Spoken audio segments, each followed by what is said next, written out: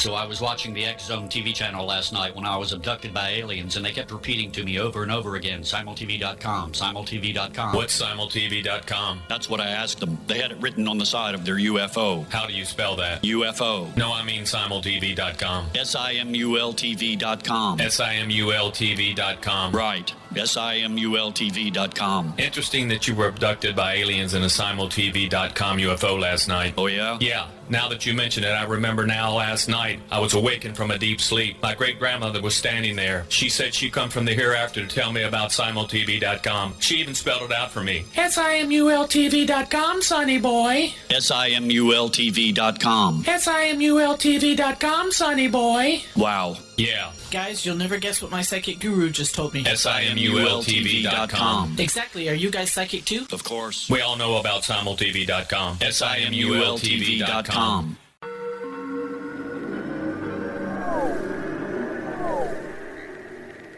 Roswell in the 21st century is a detailed re-examination of the Roswell UFO crash case. I have studied the evidence for more than 30 years, and I now put that evidence under a microscope in a cold case examination of the facts. These facts might not please everyone. They are based on my comprehensive investigation that took years to complete, but they do lead to the conclusion that whatever fell was not built on Earth.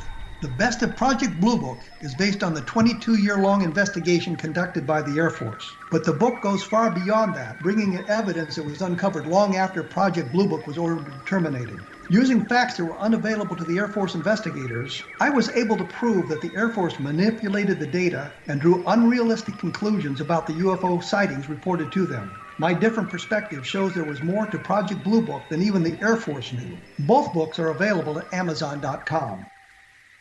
Join Patty Conklin and Healing Within Radio each week. More than entertainment, Healing Within offers educational, useful tools for everyday life. Listen for help overcoming fear, anxiety, and depression. Patty knows about eliminating cancer, MS, dementia, Parkinson's, and a host of illnesses that we face every day. Life can be good. Life is good. All you need are simple tools to start changing your life. Start right now by visiting pattyconklin.com, PATTICONKLIN. No matter where you are in the world, you can work with Patty through Skype, phone, or in person, visiting one of her retreats in Georgia. Visit pattyconklin.com today or call our offices at 404-474-0086. That's pattyconklin.com or call 404-474-0086.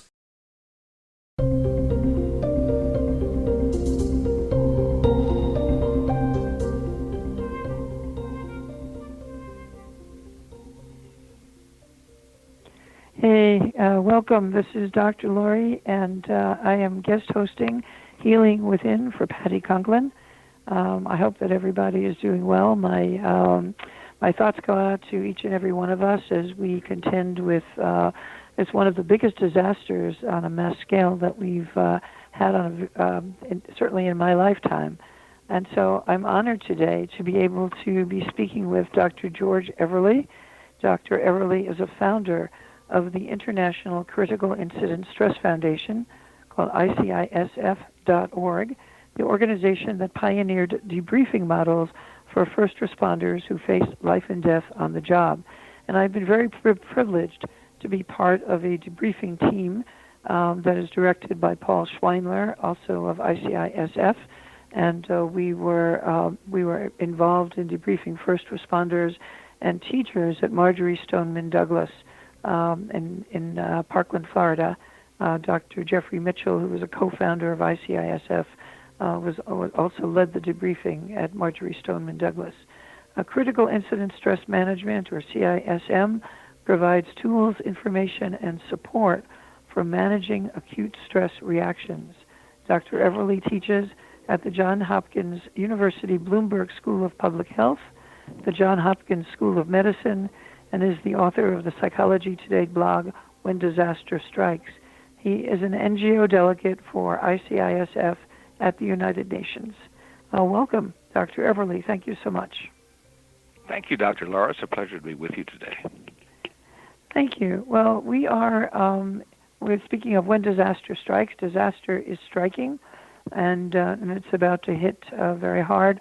I understand from my medical colleagues that there are projections that within 2 weeks the United States will be in the same critical situation as Italy. And so I was wondering, from your experience in working with first responder populations, how are first responders able to handle a disaster of this scale? What are the most important 3 things that they need to keep in mind when they're handling mass casualty events where we're going to have as many as 2,000 people a day dying, according to Dr. Fauci's projections? What can we learn from what first responders have to deal with? Well, first of all, I think we have to keep in mind that first responders are professionals at what they do.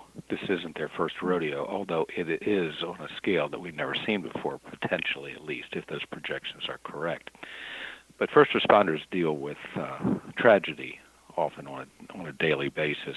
They've developed their own coping mechanisms, many of them just unique to each individual person. But one thing we see across the board is that it's important to stay task-focused when you're on the job, and distractions are the things that really get in the way, both on the job as well as at home. First responders, in my experience, are expert at staying task-focused in the situation.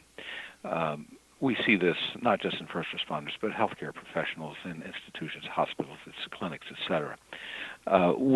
What is often the problem, however, is when they are no longer task-focused, when they're no longer on the job, and they're off the job, they're at home. Sometimes it's hard to be in the moment. So one of the things that we certainly suggest is mindfulness, for lack of a better term. In other words, as one can best do, be in the moment. If you're on the job, be on the job. If you're with the family, be with the family. If you're with a friend, be with a friend. And if you're by yourself in that moment, then be by yourself. What is most destructive is when left to its own devices, the mind tends to wander and revert into a form of worry and catastrophizing, quite frankly. It weaves a web and entanglement of dark imaginings, frankly. And that's when we begin to lose control.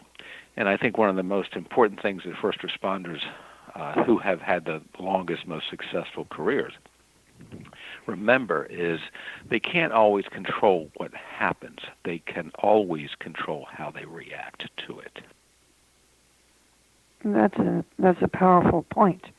And in terms of controlling reactions, what are some of the things that you recommend that first responders do that our listeners could also model? Well, again, I think it's just to reiterate the point, the most important thing is to be mindful of where you are, with whom you are engaging, family, friends, coworkers, whatever. Mindfulness is really, really important. But I think it's also important to take care of yourself physically. The best way to take care of others is to take care of yourself. So we think of what things can you do? Are there distractions? Are there hobbies? Now, a lot of us are probably sitting in our homes right now because we can't go to work, we can't go to the gym, we can't go to restaurants. So this is a little more challenging. Normally I would say things that if you have an exercise routine at a gym, certainly do that. But we can certainly take some of those same routines. Maybe not exactly the same as the gym, but we can exercise at home in one way or another. Getting out, taking a walk in the fresh air is very helpful. Distractions from whatever the burden might be are always helpful. And again, be in the distraction, be in that moment, and that's really important. Taking care of yourself physically, it's okay to treat yourself. Just don't go overboard with it from a nutritional standpoint, from an exercise standpoint. I think it's important to reach out to others, formally, informally. Do you have a friend, a colleague, a family member that you can just really unload on? That cathartic ventilation is helpful. As long as, again, it shouldn't go down that dark path of catastrophizing. It's often useful to find a person with whom you can make a plan. So mutual support, a mutual aid plan of sorts. And again, that should be one or two people. And we can then rely on one another to help us through this thing. Absolutely, and that's really important because I was actually just reading last night in a book called Stress Management and Crisis Support for First Responders. It's a small book, and it talks about stress amplifiers. And feeling helpless is one, and certainly the criteria for trauma are a sense of helplessness and horror. But a stress amplifier is social isolation and violations of worldview. So when our world goes from feeling, kind of, as with first responders, they're always aware that the line between life and death is razor thin at all times. But when the population in general is suddenly thrust into this life and death awareness type of mindset, where we're not really prepared for the loss of a worldview that maintained that the world is pretty much a predictable, safe place if you just follow your routines, and you combine that with enforced social isolation, then what can we do to cope with the stress amplifiers? Well, again, those are the things. Sometimes they are out of our control. The events around us are out of our control. Right. Some of the amplifiers also are things like death injury to children, things that shouldn't have happened, human beings making things worse than they had to be. The psychological results of that, when things really become somewhat psychologically toxic, is when the worldviews are violated. And those worldviews, William James called them the Weltansicht or Weltanschauung. And it literally means a cohesive understanding or belief about the world that otherwise makes a scary place pretty safe. So we go out armed with these worldviews, and everything's okay until something happens to violate or destroy that worldview. And then we are feeling a sense of helplessness. And what fuels that then is withdrawal. It's very common when people are overstressed to withdraw, become isolative. What we forget is the number one predictor of human resilience is support of other people. So we are inadvertently, when we are withdrawing that number one support system and predictor of resilience. Part of what we can do, not just fight isolation, as I've talked about earlier, about finding a friend, forming a mutual aid agreement of sorts, and getting out and be distracted. Engaging in the world around you. It sounds trite, but it's amazing how bad things get when it's dark outside. It's night. It's pitch black, and you're alone. But when the sun comes up in the morning, it's a different thing. And all you had to do was wait for the sun to come up, and all of a sudden your perspectives change. So sometimes getting out of the environment you're in, changing perspectives, that can be helpful also. That's great. I'm speaking with Dr. George Everly, and we'll be right back after these messages. This is Dr. Laurie for Healing Within.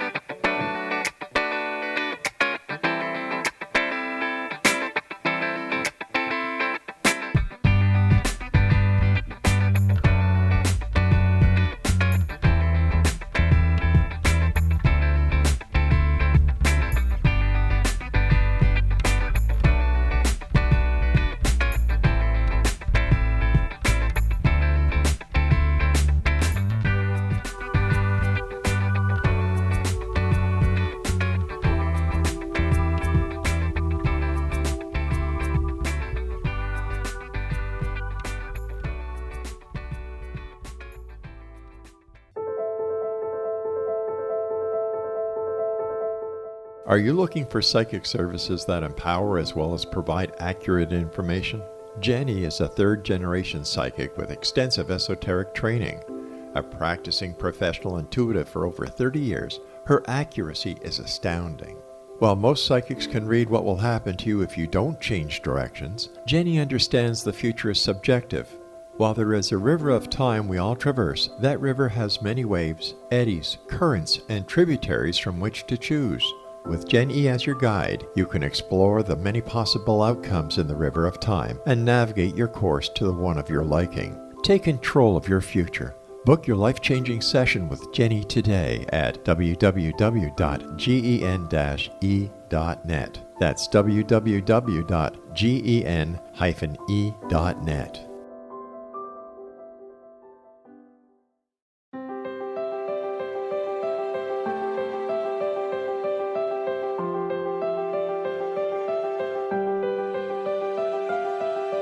Mission Evolution is dedicated to the well-being of the planet and animals, as well as the evolution of humankind. One major factor threatening all three is increasing toxicity.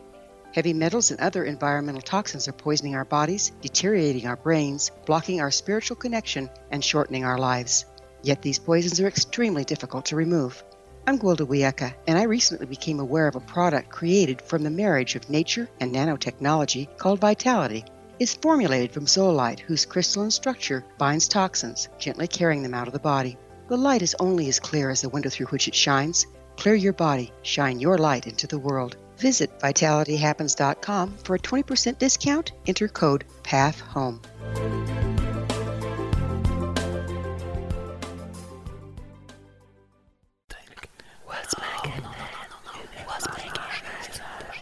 In the mid-1990s, I was approached by a young woman who believed she'd been abducted by alien creatures.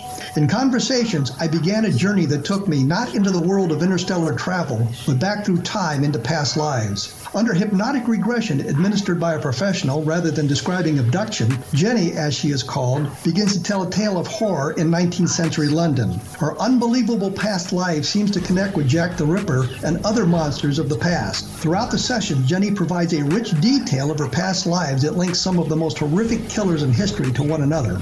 Using the resources of a university library in the pre-internet's day, I was able to verify some of Jenny's claims. She has knowledge that wasn't readily available to a suburban housewife. Does this prove the reality of her tales? Conversations attempts to answer that and other provocative questions. Conversations is available at Amazon.com.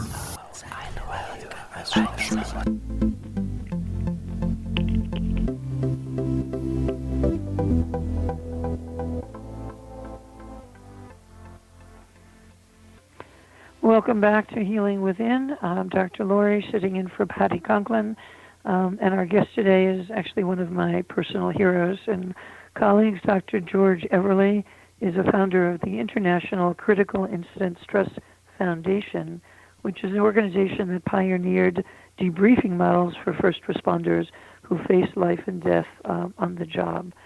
George, can you tell us a little bit about your background and how you and Dr. Mitchell came to found ICISF, and what needs were you expecting the organization would fill? Thank you. Yes, I'll tell you a little bit about the background. It violates just about every career counseling principle there is, where they say, pick a career, look at people who are in that job, see how well you match up with that person, and do things like that.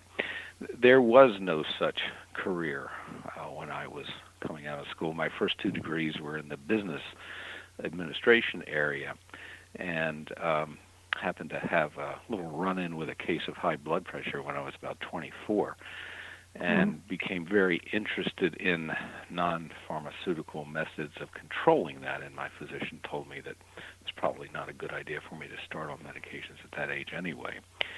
So I had learned about something called transcendental meditation, and I practiced that, and my blood pressure became normal, and I found that fascinating, and I wanted to find out what was causing the blood pressure to go up, and was the declination, it all related to the meditation. Unfortunately, nobody could tell me.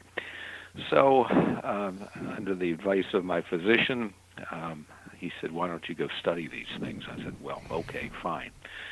And then I changed careers and went into medical physiology and specialized in neuroscience and studied parts of the brain that were associated with stress and extreme stress and psychological trauma and things like that, and wrote some of the early textbooks on post-traumatic stress disorder. And I was lecturing, and a young man came up to me and said, "Well, you're lecturing on stress. I work in a stressful industry."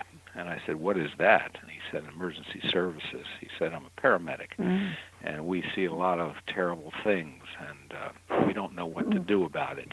And he said, "I've been working to develop a program to help paramedics, EMTs, and police officers." I said, "What is that?" And he said, "Critical incident stress debriefing." And the gentleman's name was Dr. Jeffrey. Well, actually, he wasn't doctor back then, Jeffrey Mitchell. And, yes.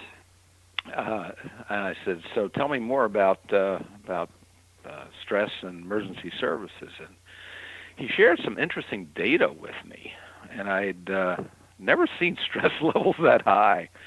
And I said, "Wow, what are you doing?" And he said, "Well, that's what the debriefing techniques, critical incident stress debriefing techniques that I'm working with." And I said, "Well, it should go far beyond that." I said, "What you need to do is create an organization that supports people in positions like this, the health and well-being of these people." And he said, "Yeah, well, nobody has that kind of thing out there." And I kind of cavalierly said, "Oh, well, I can help you with that.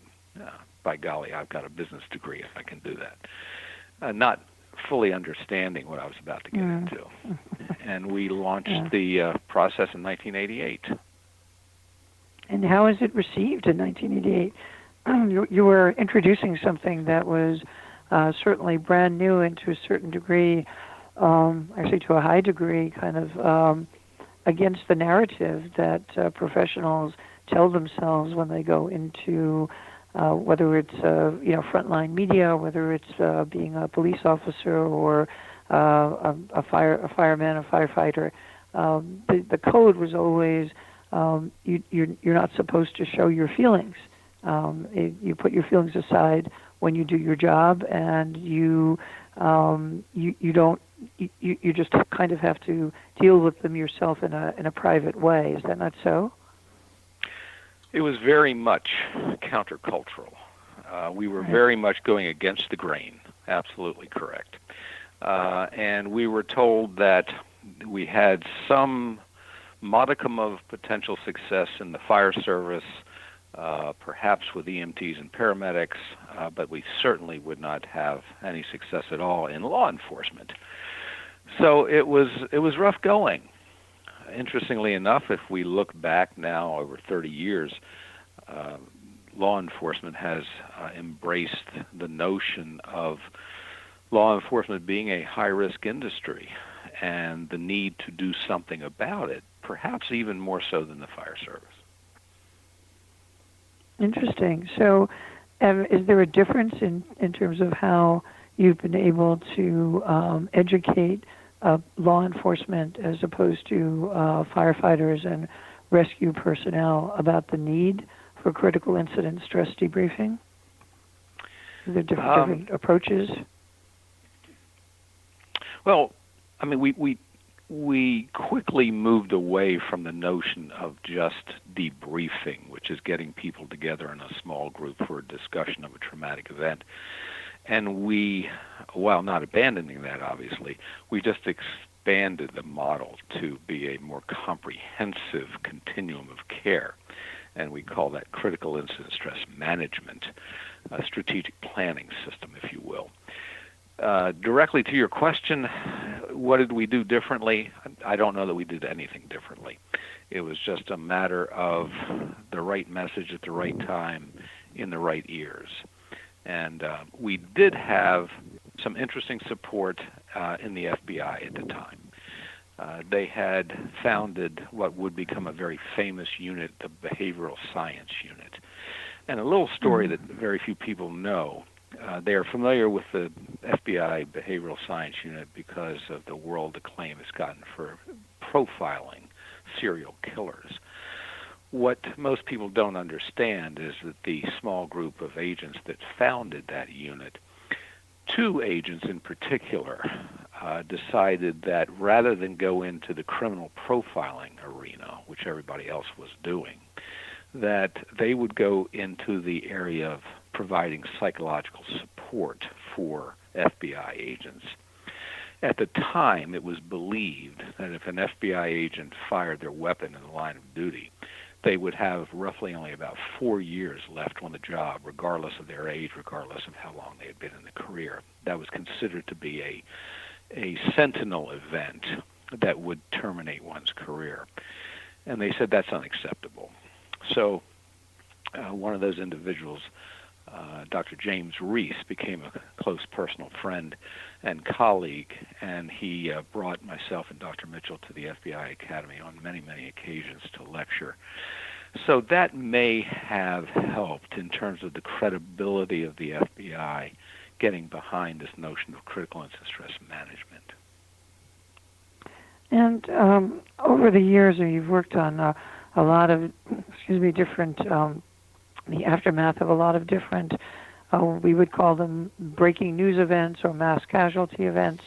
When we come back, I'd like to talk to you about how this particular disaster, which looks like it's shaping up to be a mass casualty event, how is it going to affect us as a people, as citizens, and what can we learn from first responders about our own stress management, how to handle social isolation, and how to avoid stress amplifiers when we are social distancing or self-quarantining because of our exposure to the coronavirus or COVID-19. So we'll be talking about that in a couple of minutes when we come back. George, just quickly, when you think back to all of the events that you have worked on in terms of critical incident stress management, are there one or two in particular that stand out to you as being particularly life-changing or transformative to you in terms of how you work and how you see the world? If you need a couple of seconds to think about that, we can also pick that up on the next block. I can respond pretty quickly. Okay. The events of 9/11 were a life changer for me. I ended up spending 2 years working for the New York City Police and Columbia College of Physicians and Surgeons. In the first Gulf War, I spent 8 years working for the royal family of Kuwait and establishing, as far as we know, the world's first resiliency clinic designed to treat the individuals who had gone through the Iraqi occupation. And lastly, SARS in Hong Kong. I had the privilege of working in that environment in a consultative way, and ultimately worked in the hospital system there. My goodness, so you have a lot of experience in mega disasters, and I'm really honored to be speaking with you now. We have a lot to talk about when we come back after the next segment. This is Dr. Laurie, and I am sitting in for Patty Conklin here on Healing Within.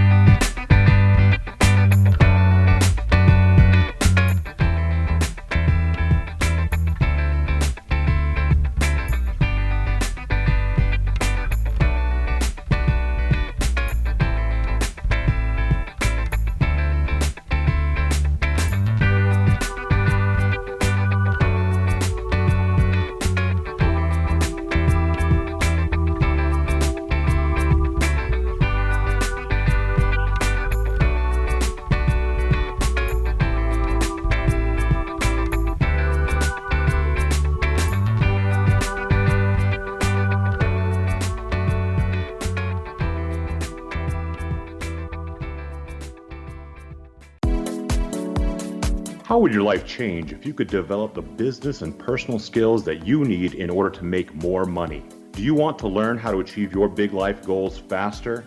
Then go to findhiddenmoney.com and get the Goal for It online course. The course teaches you how you can set and achieve your biggest goals while completely overcoming the roadblocks to your goals so that you can realize your dreams and imagine more success. Go to findhiddenmoney.com. If you are looking for a safe, zero-calorie natural option to the harmful artificial sweeteners on the market today, Just Like Sugar is what you're looking for. Just Like Sugar is a wonderful natural alternative for those health-conscious people who choose a calorie-restricted diet with a great, pure, sweet flavor that tastes just like sugar. Just Like Sugar is a great natural option for people suffering from diabetes and may be useful in restricted diet programs where standard sugars are not allowed and does not cause a laxative effect of some other sweeteners. Just Like Sugar comprises a perfect blend of chicory root fiber, natural calcium, natural vitamin C, and Just Like Sugar's sweetness comes from the natural flavors from the peel of the orange. Just Like Sugar is a natural alternative to harmful artificial sweeteners and will change the way that you believe all natural sweetener products taste.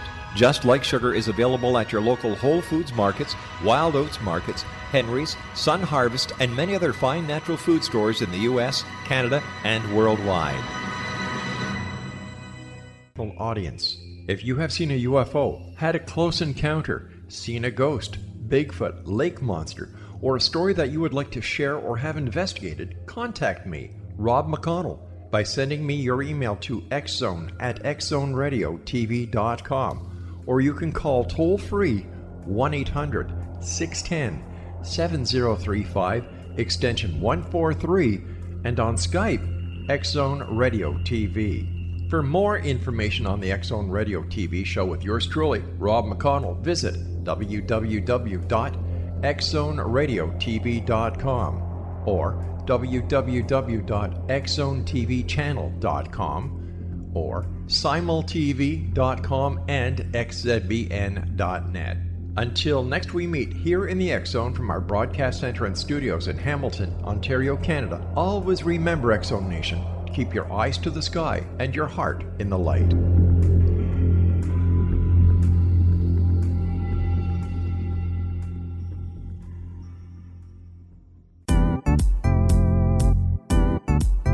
Memorable dynamic presentations are a not-so-secret weapon in the business world. Do you have a powerful message that must be shared, but you haven't found a way to deliver that message? Do you want to be known as a top public speaker who gets amazing results? Are you ready to create and deliver your powerful message? Thomas Hides can help you create and deliver your speech to get the results you desire. Visit iconquality.com.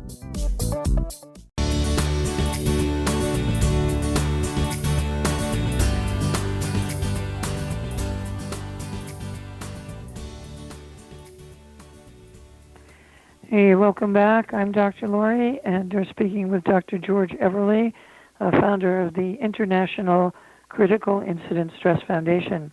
ICISF is the organization that has pioneered debriefing and resiliency models for first responders who face life and death on the job every day. And thank you so much for giving your time today, Dr. Everly. I know that you're extremely busy. And I'm wondering if there are any particular protocols that you are designing for this particular epidemic or pandemic that we're facing, because paramedics are really and EMTs are really going to be exposed to a lot of serious illness and critical care needs, and even death when they go out on a call. So are there any resiliency protocols that you are offering first responders in advance of having to face more mass casualties as a result of this virus? Well, we certainly have a national and international network of critical incident stress management teams that are well trained to provide psychological crisis intervention and provide this type of support, whether it's individually or in small groups, the debriefings. Most of my work for the last week, frankly, has been working with healthcare professionals in hospitals and clinics. There is concern there. Of course, the patients will be treated there. Shifts will change. The risk of infection will be great there. So we are working with folks in terms of providing peer support and stress management protocols at various hospitals. And how is that being received by the personnel? Are they welcoming that, or is it just one more thing that they feel they have to have on their to-do list, another task, another project? Well, we've just recently stood up the new protocols as of yesterday and today, so it's a little early to tell. The feedback we've gotten so far, however, is that people are thanking us for what we're doing. I think it's important to understand that this is to use the metaphor, a marathon, not a sprint. So if you take a look at the guidance from the Substance Abuse and Mental Health Administration, for example, they'll say disasters come in phases, and there are several phases. So the first would be the impact, where this is the shock of, oh my gosh, something's wrong, something is really bad. Then there is kind of what they will refer to as a heroic phase. The heroic phase is where people step up, they do extraordinary things to get the job done.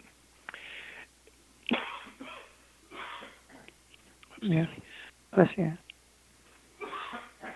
I think I'm talking too much. Anyway. Bless you again, yeah. They are doing extraordinary things. And after that, there's, at some point, fatigue sets in. And we call that phase the disillusionment phase. And that's when the greatest needs will be.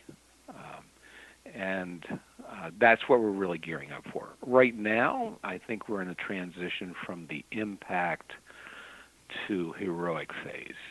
And that's going to last probably a week or more, maybe even longer.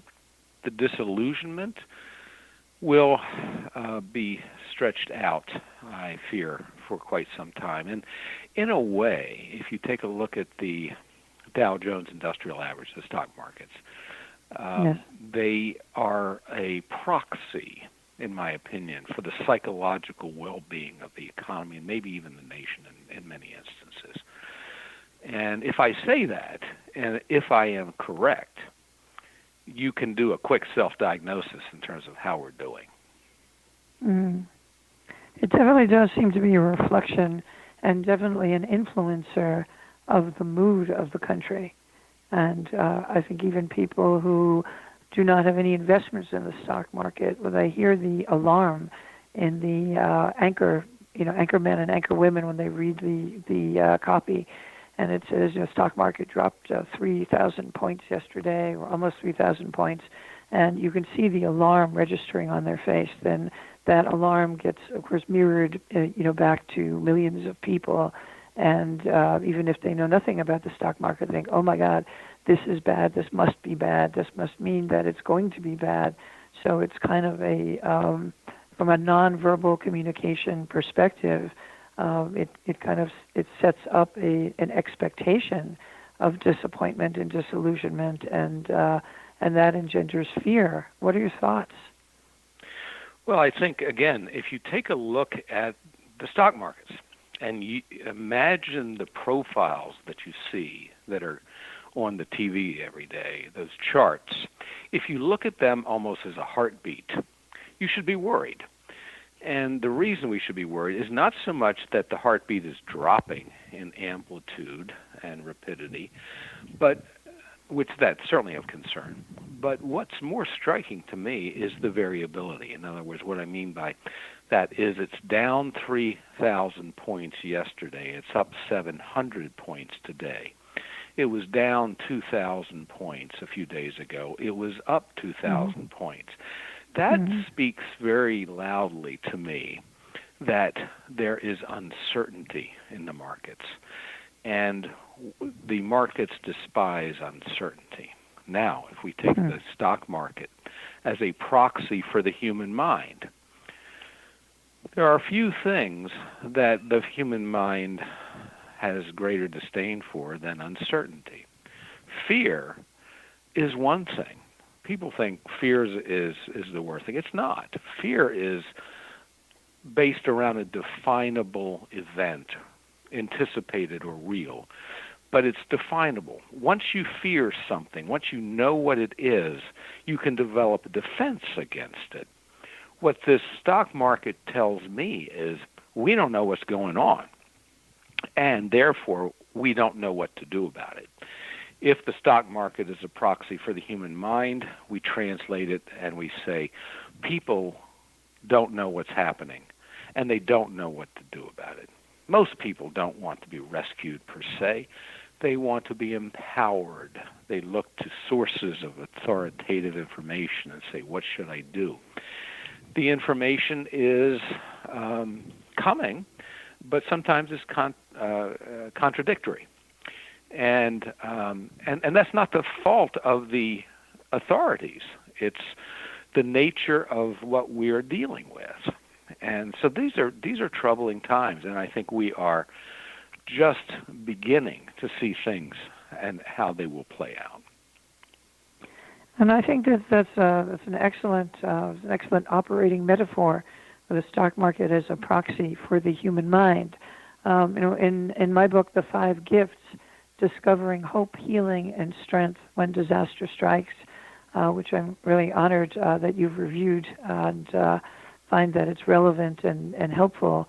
I talk about the difference between emotional first aid and the need for long-term, I call them gifts, but you can call them resiliency resources that are really spiritual values that occur in many different countries and cultures and spiritual traditions around the world, and that these are what we need for the long haul, because the United States, we haven't really ever encountered a long period of adversity, at least not during my lifetime. I think the last one probably would have been World War II. And those 5 gifts are humility, patience, empathy, forgiveness, and growth. And we talk about post-traumatic growth. But when we're talking about uncertainty, I think the first gift that we need to accept uncertainty without trying to squirm or kind of jump to a solution before we really know what the source of the problem is. And the source of the problem sometimes is how we respond to uncertainty. And the gift of humility can help us to come to terms with the fact that there are forces greater than we are. There are natural forces, there are geological forces, and there are spiritual forces, but there are definitely unseen forces that are greater than we are, and that humility is what allows us the grace, or gives us the grace to just stay in the moment and accept that things are imprecise, and we're really dealing with a lot of very, very big unknowns that affect our survival, both as individuals and as families and as communities, and even as a global population. What are your thoughts on humility as an element of resilience? I think it's really important, and I think it plays into what I said earlier. Control what you can. With humility, accept the things that are out of your control. The problem is that we have this illusion that we can control things when in reality we have no real control over them. So it's a tough lesson for many people to learn that we're not as much in control as we thought we were, and this is a time to be humble. But again, what can you control? You can control how you react to things. You mentioned my the blog, When Disaster Strikes. I just put a post up several days ago called The Psychology of Viral Pandemic, where I include certain specific tips on what leaders should do and what people should do. The desire there is not to cure the problem. I can't do that. That's out of my control.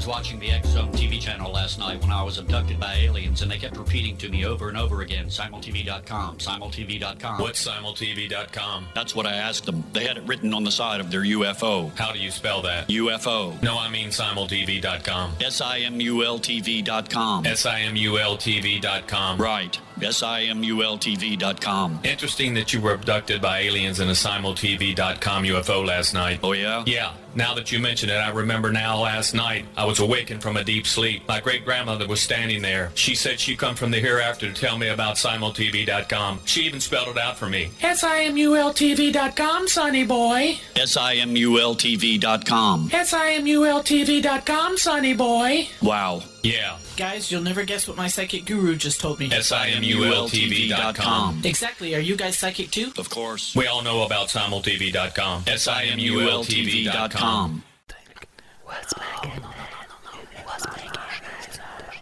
In the mid-1990s, I was approached by a young woman who believed she'd been abducted by alien creatures. In conversations, I began a journey that took me not into the world of interstellar travel, but back through time into past lives. Under hypnotic regression administered by a professional rather than describing abduction, Jenny, as she is called, begins to tell a tale of horror in 19th century London. Her unbelievable past life seems to connect with Jack the Ripper and other monsters of the past. Throughout the session, Jenny provides a rich detail of her past lives that links some of the most horrific killers in history to one another. Using the resources of a university library in the pre-internet day, I was able to verify some of Jenny's claims. She has knowledge that wasn't readily available to a suburban housewife. Does this prove the reality of her tales? Conversations attempts to answer that and other provocative questions. Conversations is available at Amazon.com.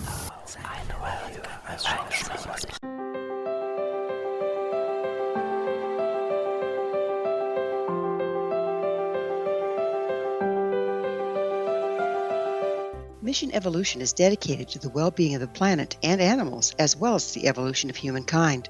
One major factor threatening all three is increasing toxicity. Heavy metals and other environmental toxins are poisoning our bodies, deteriorating our brains, blocking our spiritual connection, and shortening our lives. Yet these poisons are extremely difficult to remove. I'm Gwilda Wiyaka, and I recently became aware of a product created from the marriage of nature and nanotechnology called Vitality. It's formulated from zoolite, whose crystalline structure binds toxins, gently carrying them out of the body. The light is only as clear as the window through which it shines.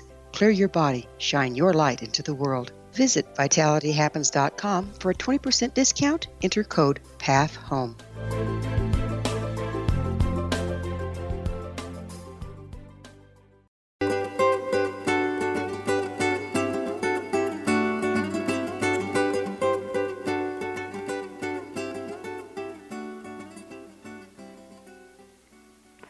Welcome back to Healing Within. I'm Dr. Lori, sitting in for Patty Conklin, and I'm honored to be speaking with Dr. George Everly, a founder of the International Critical Incident Stress Foundation, an organization that pioneered debriefing models and mental health models, really, for the first responder community in the United States and now around the world.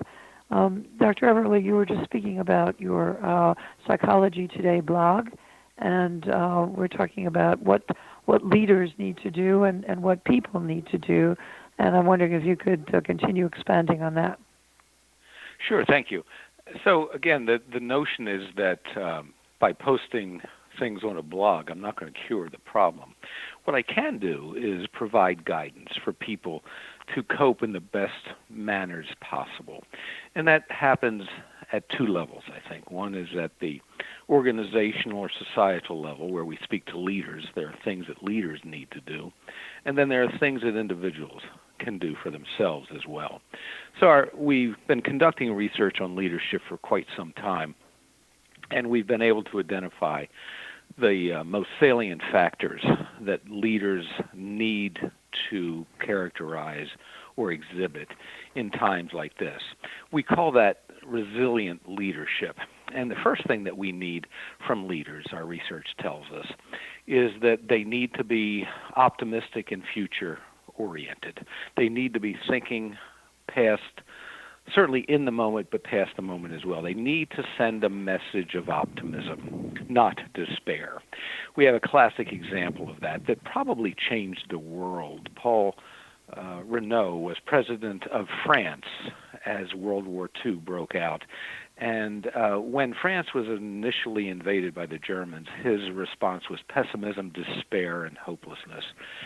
On the other side of the English Channel was someone quite different, Winston Churchill, who exuded optimism. The problem was Renault's pessimism resulted in the defeat of the French army, even though the French army was larger than the German army. So attitudes really matter. Leaders must exude optimism. The second thing that leaders must do is they must be decisive. They cannot be afraid of making a decision. Unfortunately, many governmental agencies discourage, shall we say, decisiveness, and they really advocate for the status quo. Don't make waves. Don't take risks. And yet in situations like this, risk-taking is really quite necessary. Another characteristic that we find is important is open communications and frequent communications. And finally, some sense of trust, a moral compass. Why should I, as a member of the community, believe anything my mayor, city council, or governor is going to say? They must have some modicum of trust. Otherwise, all of the messaging, all the open communications, all of the optimism, it fails. So those four things define what we refer to as resilient leadership. And this has been written about by in a book by the Institute of Medicine and the National Academies in Washington called a ready and resilient workforce. And that sounds really important for anybody in the workforce to know about, whether you're in leadership or management or even a staff member. I was kind of thinking about the Belgian king who said on the anniversary of a terrorist attack a number of years ago, he said, "Let us be tender. Let us be tender with each other. Let us be kind. Let us be compassionate." And I think that this is a time when we also want our leaders to show that they are empathic or that they are compassionate and understanding the confusion that everybody is feeling, because we're now living in a big unknown. It's as if we walked through a doorway that had a giant question mark in the doorway, and we all had to walk through, and now we're in unknown territory.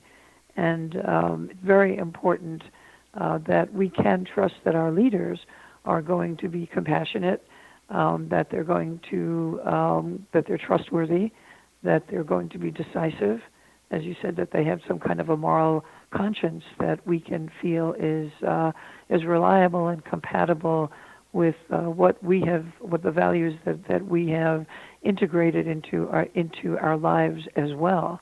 And I think that's what we're looking for whenever we're looking for a captain to hold the ship steady. And yes. I thank you for putting that out there. Of course. You started to say yes. So, do you have any thoughts on that? You also asked about the personal side of things, and right, not just the leadership, because right. Again, ultimately, I think most people don't want to be taken care of per se. They want to be empowered. So what are the things that our research has shown empowers people? Or if we said another way, if we look at people who seem to be, I won't say immune, but almost immune psychologically to these types of situations, and certainly the people that are highly resilient in these types of situations. And as I referenced in an earlier segment, this is based on experiences I've seen all over the world. I've been to 39 countries on 6 continents and studied almost every major disaster since about 1989 or so. And there are themes that recur over and over again. And what we find is that people that are stress immune or highly resilient tend to be people that have support systems. They tend to be people that are highly tenacious. They don't accept failure once, twice, three times as a fait accompli. Rather, they see failure as a stepping stone to success. They see failure as something that is a learning opportunity. I think that must be kept in mind currently because we don't fully understand the impact of this virus. The case fatality rate is highly debated at this point. It was argued to be 3%. I have studied the numbers. I've taken a look at as many angles as I can, and my estimation, although I'm not an epidemiologist nor am I a virologist, just by disclaimer here, my guess is that it's going to be far less than 1%. It may actually be in the upper range of a severe seasonal flu. I'm hoping I'm right, but so too. But one of the things that we find is that the models that we've used up to this point have been questionable. We're not sure the validity of the data coming out of China. One of the best models you can look at, frankly, is the epidemiology of what happened on the Diamond Princess. So if you take a look at what happened there, you find that the fatality rate is defined largely by age brackets. And that's important. Right. Because if the fatality rate for people in their 20s, 30s, and 40s is almost zero, but the fatality rate for people 60, 70, and 80 is 3%, that screams public health issues at us. It says, okay, we need to refocus our interventions for the high-risk groups. And again, I'm not an epidemiologist, but this type of analysis, I think, is really, really important. So we may have a remarkably poor outcome in this country, but it may be in a certain age range. If we know that going in, maybe we can dampen and mitigate that outcome. So again, tenacious people. I'm sorry to interrupt. Yeah, please go on. Sorry. No, I'm just saying that in terms of personal characteristics, tenacity and using failure, and even ambiguity at some point to strive to learn more. Well, ambiguity is very important because when we're dealing with uncertainty, there are no firm edges. There's no black or white way. And we have to really transition into understanding moments of gray when things are not so clear, or proceeding through a fog. And I really think that a lot of the information, when it keeps getting reiterated over and over again, the angles kind of shift in how it's being presented, and it's very confusing. I've noticed, and the reason I kind of jumped in there was when you're talking about the 3%. I'm in a high-risk category. I'm 72 years old, and I have chronic lung disease from exposure to dust from the World Trade Center that was in my office. I've had this since 2004, and it's progressed. And I say that because now I'm a statistic, and I can detach from my own personal self and look at the kind of map of statistics that's being presented. And I can say, well, 80% of people have a mild case and they recover. And I could be one of them because I have always recovered in the past from bouts of severe bronchitis. So perhaps I'm a fighter, and perhaps I'll be in the 80%. And then there's the 3%, or between 2 and 3%, who will contract the virus, and it will be fatal. And then what happens to the other 16 or 17% in the middle who are not accounted for? If 80% recover and 3 or 3.4% die, then what happens to the people in the middle? We have 17% who neither recover nor die.